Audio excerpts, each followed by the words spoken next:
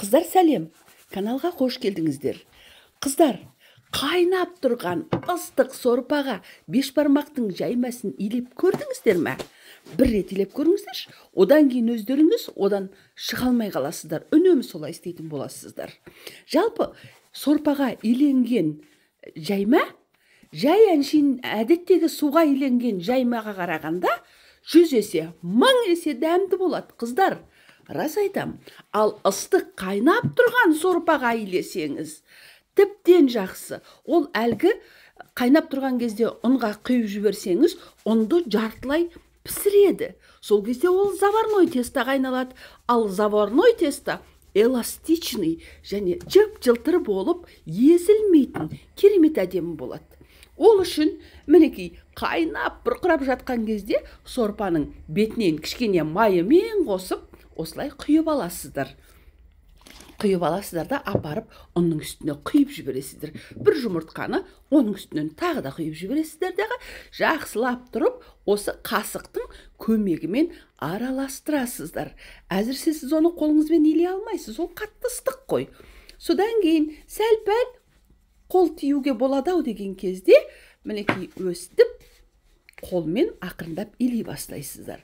Жақсылап илеп кішкене біріккеннен кейін, оны дастарханның үстіне осылай түсіріп аламыз.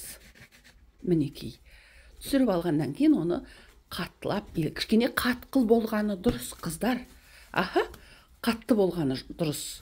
Қаттылап тұрып өстіліп илейсіздер. Одан кейін оны целлофан мешокқа салып, бір 15-20 минутқа, тіпті 30 минутқа қоя тұрасыздар. 10-15 минуттан жоғары кете береді.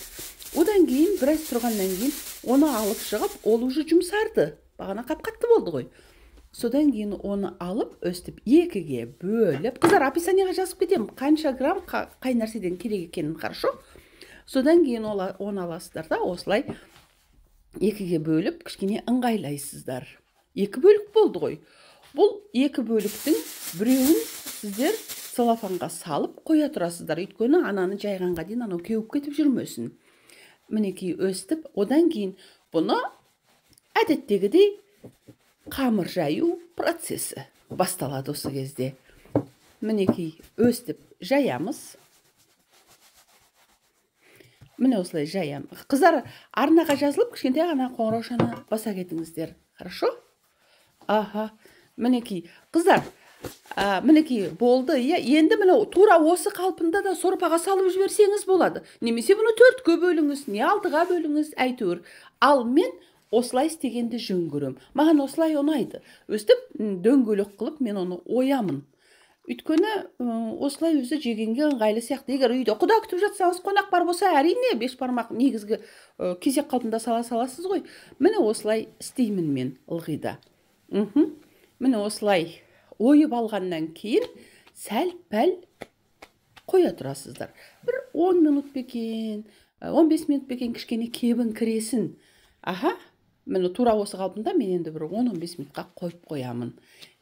Сәл-пәл кептау деген кезде мен оны қайнап жатқан сорпаға саламын. Міне қайнап жатқан сорпаға тура осы қалпында апарып өстіп салып жіберемін.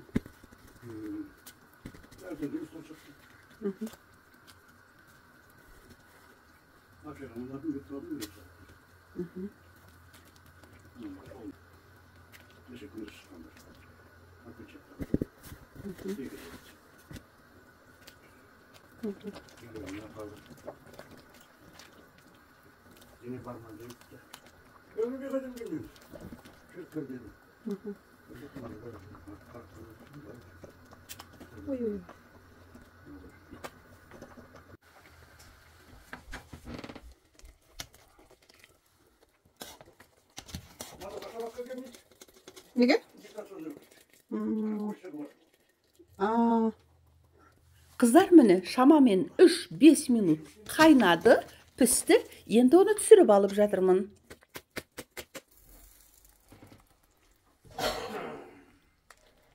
Вот такие дела. Кока-кола алдың ба? Ой! Бағана магазинге барып, мама келдім, сонда нені ұмыттым деп. Оказывается, кока. Жақын ет қой, да? Iya. Қыздар, мінекей, керемет жаймамызда дайын болды. Сіздерге пайдалы болды, сіздерге ұнайды деген үміттемін. Алдымен жасап көріңіз. Тура осылай. Одан кейін комментарийға жазыңыз. Хорошо? Ал енді үстінен мына тұздықты қара бұрышпен, тұзбен араластырып тұрып, үстінен, еттің үстінен құйып жеген кезде бешбармағыңыз сондай дәмді болады. Қамырыңыз тіптен керемет болады, қыздар. Пока, қыздар, пока.